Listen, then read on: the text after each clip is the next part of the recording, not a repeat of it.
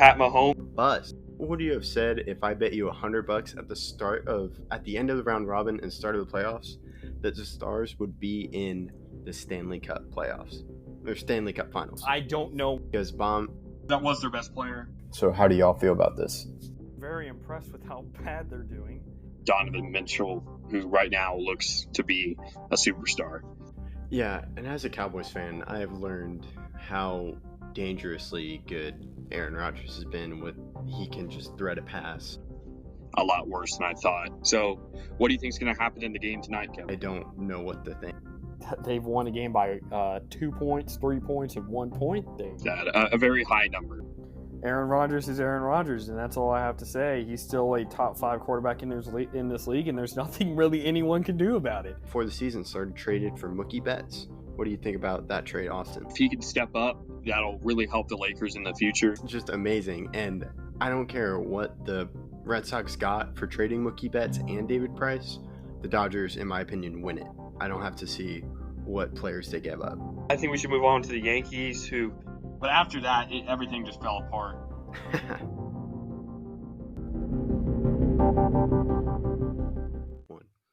What's up, y'all? Welcome back to the 13th episode of Outsiders Opinions. We've recorded over 10 videos, so let us know what your favorite video has been so far in the comments.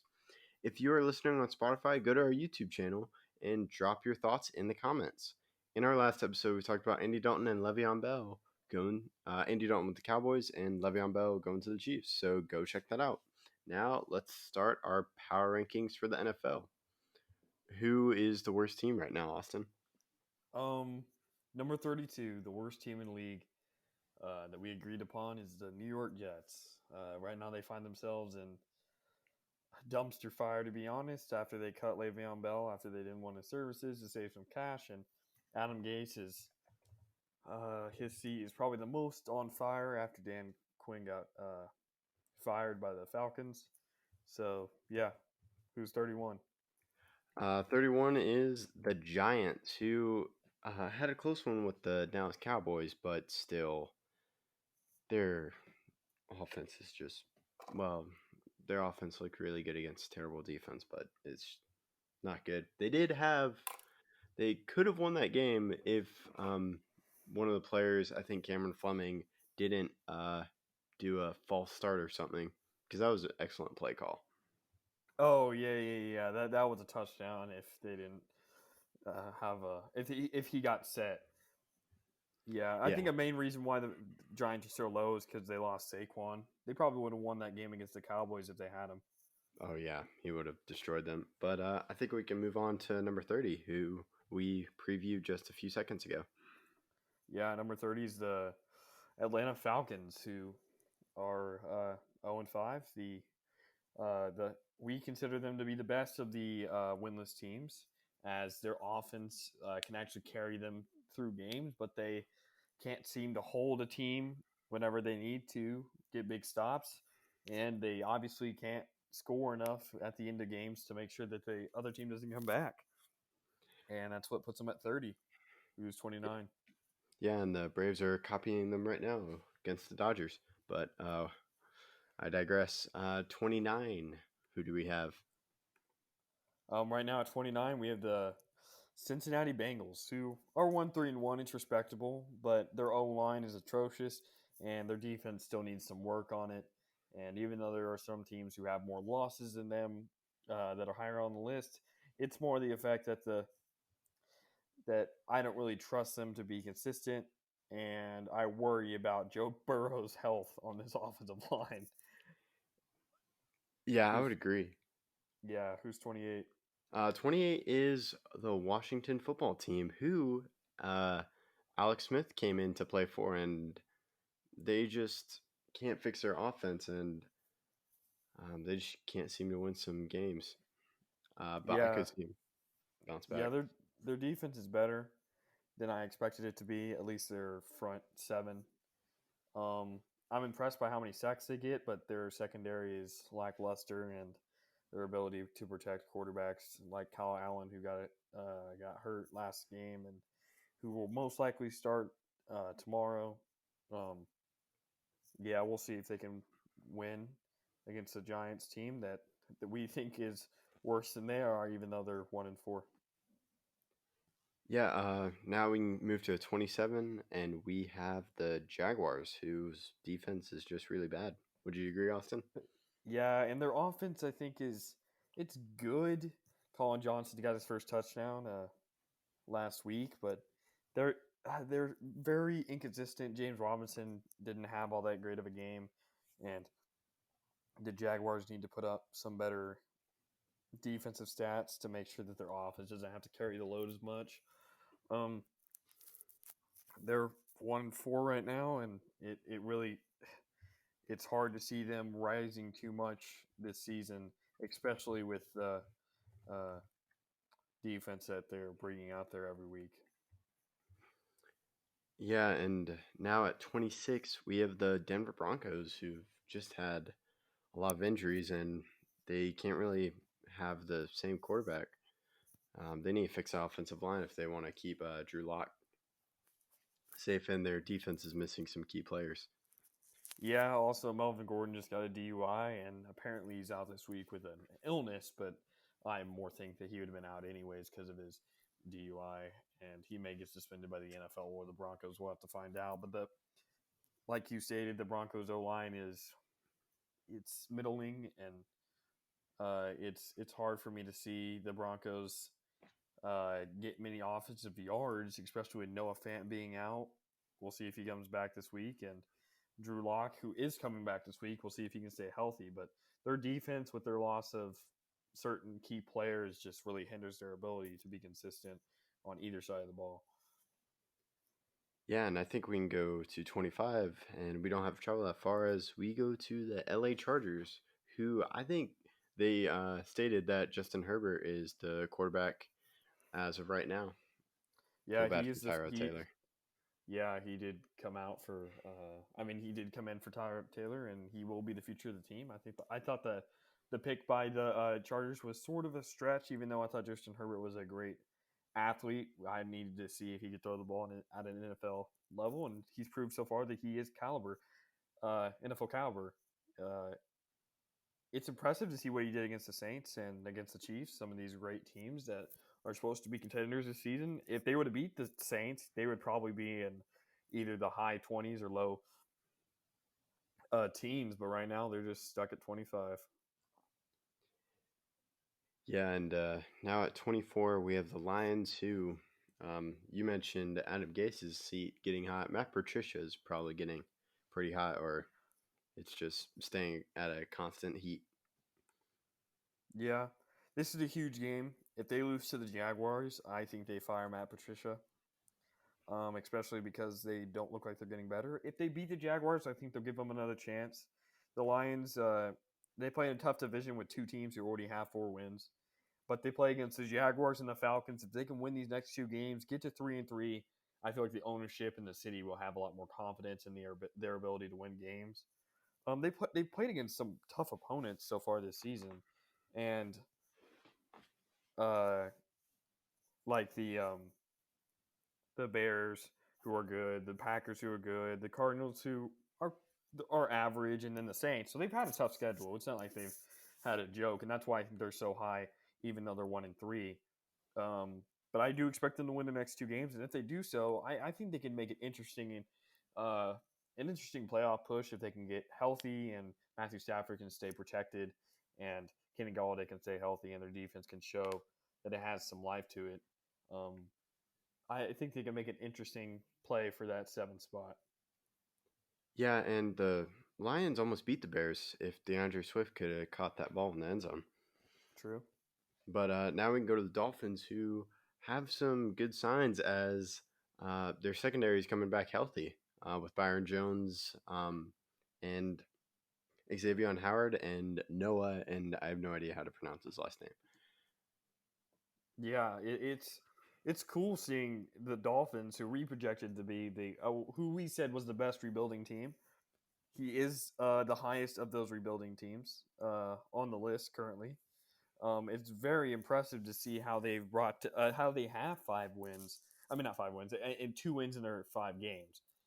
Especially, I did not expect them to beat the 49ers, and Ryan Fitzpatrick's proven that he he's worth their NFL to be in the NFL. A lot of people thought that why aren't they playing Tua? Why aren't they playing Tua? And it really doesn't make much sense because Ryan Fitzpatrick is very, very good. Yeah, and just to quick, it doesn't make sense to do Tua right now. We can talk about this later, but Tua's had a lot of injury, and you're still developing the offensive line, so why risk him for this season? True, true. And he needs to learn behind a very, very good, uh, not very good quarterback, but a quarterback who has a ton of experience as he's been to a ton of different teams, played for a very long time, and has proven to be an NFL caliber quarterback even this far into his career. Yeah, I think now we can move to a team who has fired their coach in Bill O'Brien, the Texans. Yeah, their coach and their GM, same person. But it's the Texans are an interesting case as I think that they can improve this season and be a lot better than people expected. I had them making the playoffs as a 7 seed because I trust Deshaun Watson, I trust Will Fuller, I trust Brandon Cooks to be good enough, and I thought that David Johnson would have uh, a better season than he's had previously, and he's proven to do that to some extent. But it'll be interesting to see if they can pull through to either show that my prediction is correct or crazy. We'll have to see. But it'll be cool to see a team that a lot of people are giving up on, especially after firing the coach, if they can pull through and try to sneak in a playoff spot after starting 1-4. Yeah, now at 21, we have the Philadelphia Eagles, who just have, I don't know what's going on because I expect them to win the division. The offense is just not clicking. They have, I think, Lane Johnson just got injured again, or another offensive lineman. So it's pretty tough for Carson Wentz right now. Yeah, I mean, Carson Wentz was probably the worst quarterback in the league, starting quarterback in the league after the first 2 weeks. It was crazy because uh, he was not doing what I expected him to do, and it really showed as the Eagles were playing terrible football. They almost came back against one of the better teams in the league, the Steelers, and um, we'll have to see if they can grow from their almost comeback against that team and see how they can excel the rest of the season in a close division that every team is in the bottom 19. Yes, speaking of comebacks, we saw them fail lately as at number 20 we have the Vikings, who almost pulled off the upset against the Seattle Seahawks. That's true. I mean, the Vikings, they lost by a point. That's pretty heartbreaking, but they are 1-4. They've their only win comes against the Texans team that was winless at the time, and we have to see Kirk Cousins. What will he be the future of this team? A lot of people are questioning that right now. Dalvin Cook is out. Alexander Madison gets to step in, and we'll with their defense injured too, we'll have to see if they can pull through for some key victories in a tough division, or if they're just going to give up and plan for next season. Yeah, to finish out at number 19, to finish out the NFC least, we have the Dallas Cowboys, who gave up 34 points to the worst offense in the league in the Giants, who are at number 31. So that just should explain how, and they lost their starting quarterback. We talked about that injury in our last episode, so go check that out. Yeah, their defense is just atrocious, and I'm curious to see how Andy Dalton does. Yeah, the only reason why they are this high is their third-rated offense. It's really carrying their team right now, and the only way that they can continue this to win the division, the only way they can do that is if their defense can step up and hold the team to less than 28 or so points. Their offense, still under Andy Dalton, still has the potential of carrying more of the weight than is necessary, but it'll be difficult if their defense cannot come through. Yeah, and who do we have at number 18? We have the San Francisco 49ers, who are 2-3 and just lost to the Dolphins.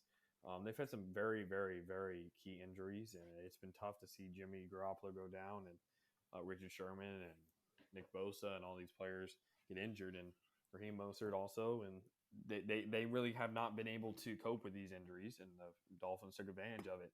I still expect them to make the playoffs as a lower seed, but if they can't turn it around, they are in a very tough division in the NFC West, and if they don't get it turned on starting this week, I will be surprised if they make it far. Yeah, and number 17, we have the Carolina Panthers, who are without their star running back Christian McCaffrey, but Teddy Bridgewater is starting to play really well, and Robbie Anderson, who came over from the Jets, is starting to contribute. Yep. Also, Mike Davis, the backup running back, has excelled in his lead role, and they'll probably be without Christian till week 8, but they're 3-0 without him. So we'll have to see if they can continue this success against the Bears team that's has one of the better defenses in the league, if not the best. The Panthers are 3-2; they're above 500, and if they can win this week against the Bears, they'll set themselves up pretty nicely, heading into a week against the Saints, who have struggled against certain teams this season. Yeah, and at number 16, we have the Arizona Cardinals, who I expect to win against the Cowboys just because of how horrendous the Cowboys defense is and just how good the Cardinals offense is. As they have Kyler Murray, and they have a pretty good wide receiving core with the addition of DeAndre Hopkins. I know Larry Fitzgerald is old, but I think he offers a good weapon for Kyler. And you have Christian Kirk, and you also can't forget Kyler Murray's running ability. And what else do you think, Austin?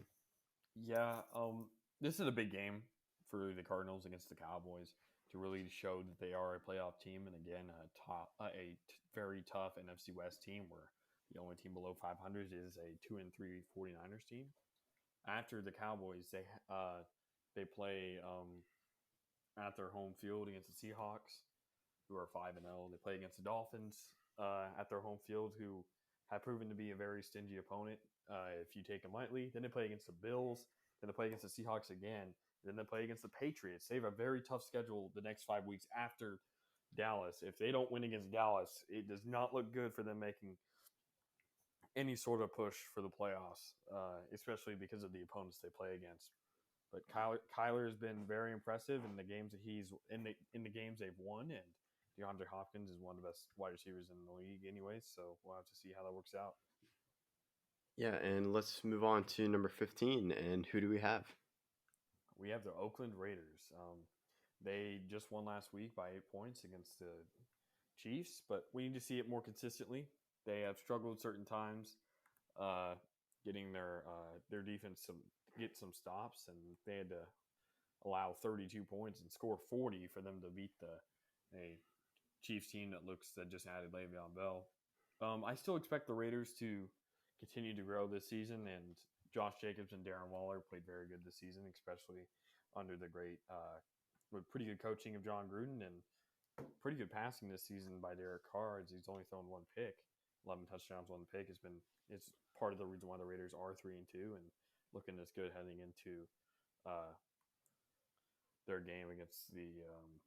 They have a bye this week, and then they play against the Buccaneers in Week 7. Speaking of Buccaneers, we got them at number 14 as they lost a close one to the Bears on Thursday Night Football, as Tom Brady forgot or thought he was on 3rd down when it was actually 4th down. Yeah, that happens to the best of us, and the Buccaneers are 14 because I still expect them to make the playoffs, but I mean, they have holes and they're injury prone. Chris Godwin finally comes back this week, and they need to take advantage of it. I struggle when I think about the Buccaneers. They have a pretty good offense. A pretty good offense, yeah, and defense. But they play against the Packers this week. It's difficult for me to see them beat a Packers team who scored 38 points per game this season, and I don't know if they can do enough on the offensive or defensive side of the ball to combat the crazy abilities of Devonta Adams, Aaron Rodgers, Aaron Jones, and these up and coming players like Robert Tonyan and Marcus Scantling and Jamal Williams. It's going to be very difficult for me to see the Buccaneers win this week, and they got a tough schedule ahead if they can't. Yeah, Tom Brady and Bruce Arians are going through some growing pains as they learn to play with each other. And at 13, we have the Chicago Bears who beat the Buccaneers. Their offense is just okay. They're getting the job done, and they can rely on their defense. Nick Foles didn't look good in the first, I think, like first half.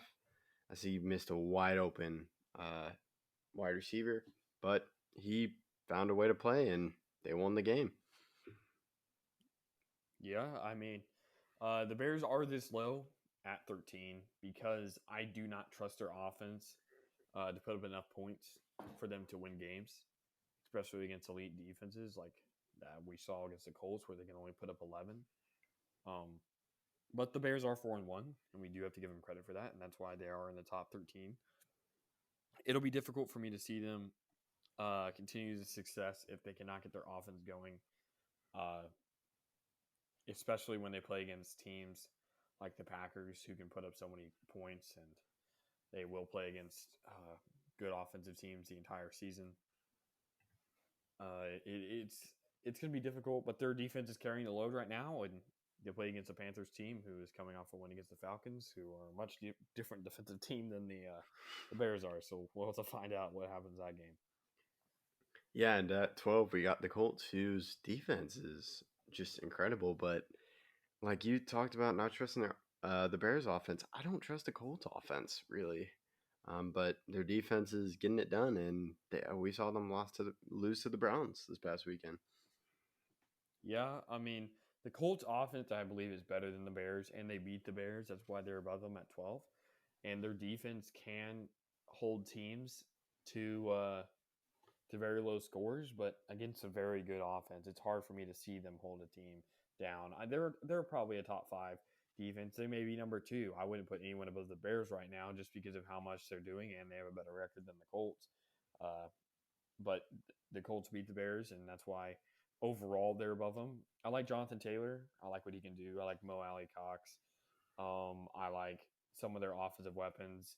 T.Y. Hilton and Phillip Rivers aren't really bringing it this year, and that's really what's going to set them apart from other teams in their conference.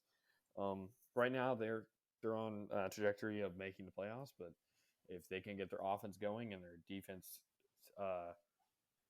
stops performing at this level at any point this season, it'll be worrisome for their fans. Yeah, and now we're at number 11 with the Patriots, who missed last week because of some more COVID tests, but they played a really tough, really close game with the Chiefs, but they didn't have their star Cam Newton, and that's why we have them so high, right, Austin? That's true. Even though they are 2-2 and only have a 500 record, the reason why I have them so high, and we have them so high, is because I believe that Cam Newton is the difference maker. He's proven. I had some worries about his health and about his mental, how he would affect the locker room, but I should have trusted the fact that Bill Belichick knows what he's doing and can form players to his system. And Cam Newton is one of the better quarterbacks in the league again. And as long as they use him right, and if he can stay COVID free and injury free, I definitely expect the Patriots to shake up some playoff expectations. Yeah, and now to crack into the top 10, we have the Saints, who their offense, they've been without Michael Thomas, but their offense is just not they're not throwing the deep ball, and it's just not clicking, and they have some key injuries on defense. Yeah, I don't know if I trust Drew Brees this season. He's looking like he should have retired last year. I don't know if he has the same depth on his deep ball as you stated. I don't know how much Michael Thomas would have added if he would have been healthy, especially because he can't throw the deep ball. It would have been more short routes and just after the catch plays. I don't trust this team to be a contender this season, and that's kind of sad for Drew Brees, who a lot of people like and appreciate. It's going to be tough for them to continue with this type of ball if their defense stays healthy. I mean, does not stay healthy. and if Drew Brees can't get anything on his deep ball. Yeah, I think we can go to number 9. Number 9 is the Los Angeles Rams. Their only loss this season, as they're 4-1, was to the Bills, where they were down 28-3 and came all the way back to make it 32-28. But they ended up losing that game, and if they would have won that game, they probably would have catapulted themselves into the top 5. But with that loss, they're number 9, below the Bills, and it's impressive to see what they've done this season after a lot of people expected them to be out of the playoff picture in back-to-back seasons. Jared Goff has played pretty well. Sean McVay has proven that he can change his team to fit his players that he has on his roster. And I definitely expect the Rams to be a contender this season if they can keep this type of play going. Yeah, and they have some nice stars on the defense with Aaron Donald and, well, great stars in Aaron Donald and Jalen Ramsey. And it's the year 2020, so the year of the unexpected. We have the Browns at number 8, who are only have one loss, and that's to the Ravens. Yeah. I mean, the Browns have done very well this season. I'm sort of surprised. This is their second test of the season against the Steelers this week. I definitely expect them to be to play well, but if Baker can't be his full self, I do not expect them to win the game against the Steelers, especially because of how big Baker has been for them this season. But the Browns defense has played really well. They're forcing a ton of turnovers. Myles Garrett's a whole different animal this year. But the Browns are looking like they're series contenders after decades of being unsuccessful. Yeah, and they have a quarterback in Baker Mayfield. And now at number 7 we have the Bills, who took a loss to the Titans this week, and Josh Allen didn't play his best game, and hopefully it's just one bad game and he gets back, because he was playing really well this season to start it off. Yeah, I think the Titans have an underrated defense, and while they're not exceptional, they do know how to play smart football. The Bills are good. This was just a setback. They probably needed it, as there's no need for them to get too overconfident, as they need to stay focused if they want to be one of the top teams in the conference, especially when there's teams like the Chiefs in the conference. But it'll be interesting to see if Josh Allen can bounce back. I fully expect him to, as he is, in my opinion, at least a top 7 quarterback in the league currently. But yeah, I mean, they definitely were not ready for a Titans team that has been very, very impressive this season.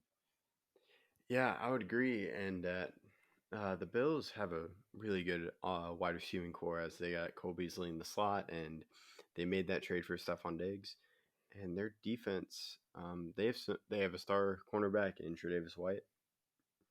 I think it's going to be a very tough race within their division, as I think the Patriots, I don't think they're going to give up their division very easily, as I think Bill Belichick will throw everything he can at them.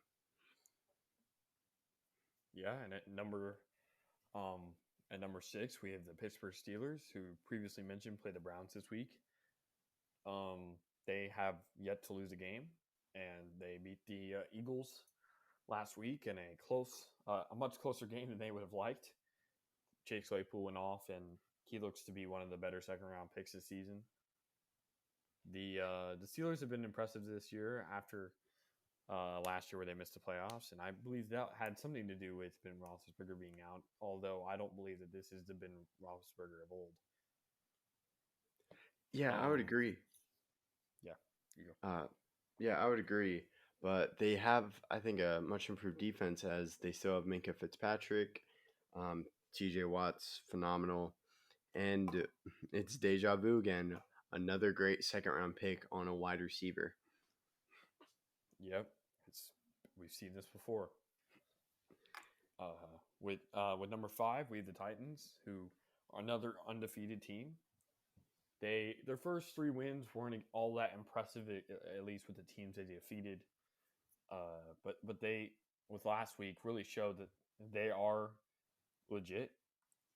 They have finished the first 1/4 of the season undefeated, and that's huge in a league where there's only 16 games.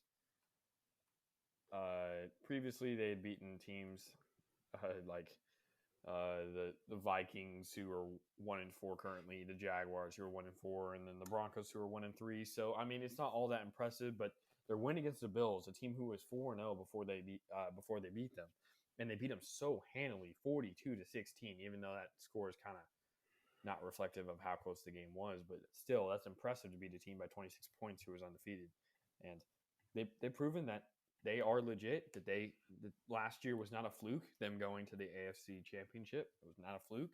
And if they can keep this up, they are definitely contenders this season in an AFC that's looking very interesting.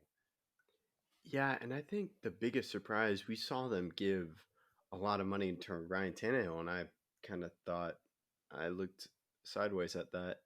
But Ryan Tannehill is playing he's playing much better than I expected him to. And Derrick Henry's continuing to play as he did near the end of their postseason run. So, and I completely forgot they signed Jadeveon Clowney right before the season, and I think Mike Vrabel is he's a great coach, and just from what he did to Bill Belichick in that playoff game against the Patriots, using Bill Belichick's own idea against him, just I think proved how good he is. And you're right. I think if Ryan Tannehill keeps us up and Derrick Henry keeps playing, they're gonna do really well. I think we can go to number 4, where we have the Ravens, who they have a good defense, but they just can't seem to beat the Chiefs. And even though as few games go, I think that's going to be the biggest post and can Lamar Jackson win a playoff game. I think that's going to be the biggest thing this season. Yeah, the Ravens so far this season have struggled against better opponents. That was very evident against the Chiefs. The Ravens, I like their team. I like Lamar Jackson, but their only wins have come against Washington, the Bengals, the Texans, and then the Browns, who is their legit win, and that's why they are so high. And they beat them 38-6. While that was early, that was the first week of the season, and obviously the Browns have been better since then. We need to see them continue this success against good teams, where they lost by 14 against the Chiefs. And we'll be able to see this against the Steelers. The Steelers have back-to-back hard games against the Browns and the Ravens. If the Steelers go 2-0 through that, we may be looking at a top 3 team. If they go 1-1, we'll see what happens. But the Ravens need to prove against the Steelers that they are legit. That after this Eagles game, which I definitely expect them to win, they play against the Steelers, the Colts, the Patriots, the Titans, the Steelers. That's their next 5 games. Steelers twice, they play the Colts once, Patriots once, and Titans once, and that's a very tough schedule against some very good defenses. If they can't get it going against those teams, they may lose all 5. While I definitely don't expect it to happen, all 5 of those teams are good.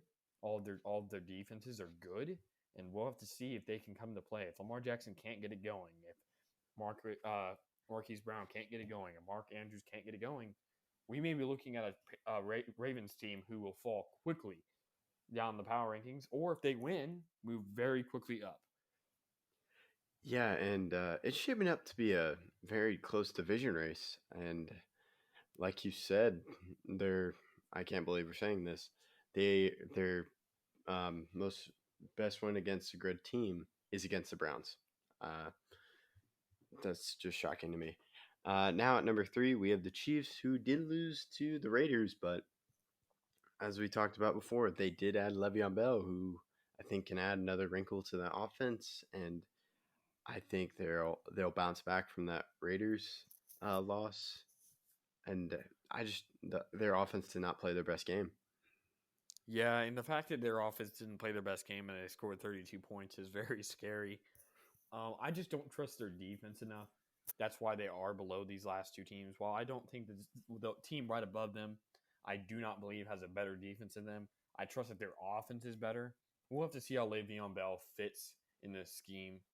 If he can prove that he is what he was, at least close to what he was, 75-80% of what he was with the Steelers, he will be a great addition to this Chiefs team who's trying to repeat.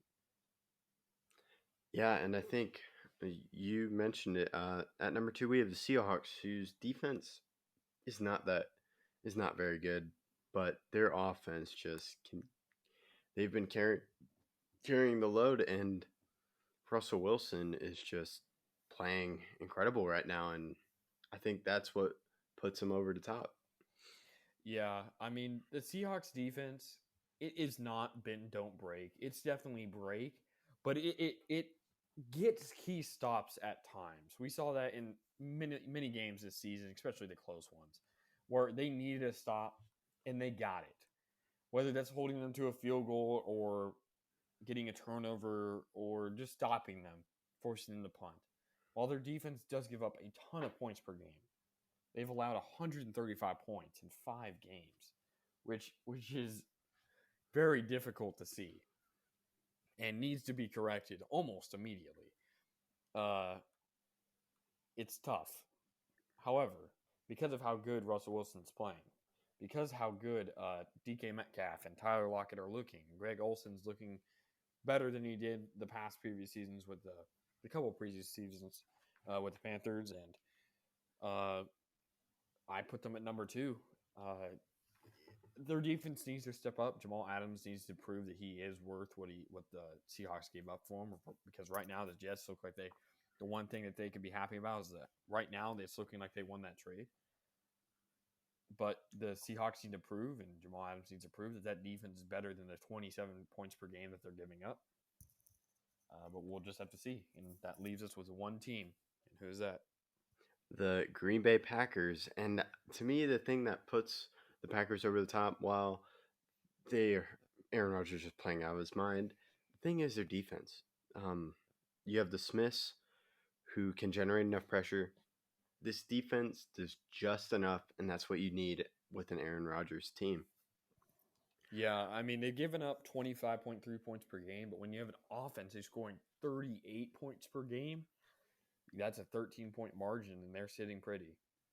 They do need to get better on the defensive side of the ball, but they get enough stops. Like you mentioned, they get enough plays. They get enough turnovers that just wills them over the top. They have great defensive players like Zadarius Smith, Jair Alexander, Kenny Clark. Yeah, they have the good ones like Preston Smith. But what is necessary is they get key stops, and while they do need to get better, they have time. There's no rush because of how good their offense is playing, and now they get Devontae Adams back from injury, who's been out since week 2. It just adds a whole nother huge piece to that offense, who's excelling with no names, like Robert Tonyan, who no one saw to put up 3 touchdowns and 98 yards against any NFL team. So, I mean, right now their defense does need some fixing, but they have the entire rest of the season to do that. And Matt LaFleur, who's 18-4 as a head coach in the NFL, it's just impressive. And I don't know how you can not see this team as number 1 currently, especially with how many points they're scoring. And it's it'll be very interesting to see if if the Packers can keep this up, and it's crazy to see them put up this many points. Yeah, and we've said that their defense just does just enough, and I know we talk about Patrick Mahomes, Russell Wilson. They're great quarterbacks. I just don't hold them in a high enough degree. I think this can change, but if a game is within a touchdown, I don't know. I just see Aaron Rodgers coming out winning that game. If it's you just need one game-winning drive, I see Aaron Rodgers doing that. Just he can make a throw. I remember the thing that pops in mind is Arizona Cardinals, and you mentioned no names, Who's the guy that caught the 2 Hail Marys against the Arizona Cardinals? I don't remember his name. Jeff Janis. He can make wide receivers look good. And you mentioned Devontae Adams. Devontae Adams, he's not making Devontae Adams look good. Devontae Adams is a great wide receiver, and that's just going to even boost their offense. I just cannot see with their defense playing well. I just can't see any team beating them when Aaron Rodgers is playing this way. And that's our power rankings. Yes. So thank you for listening to our 13th episode. Our next episode will be previewing the World Series, which hopefully does not have the Astros in it. Also, think we are crazy for not putting Dallas Cowboys in the top 10 or even the top 5? Please share it with your friends to find out why they disagree with you. Also, let us know in the comments about what you would like us to do for more episodes. Be on the lookout for more episodes from Outsiders Opinions.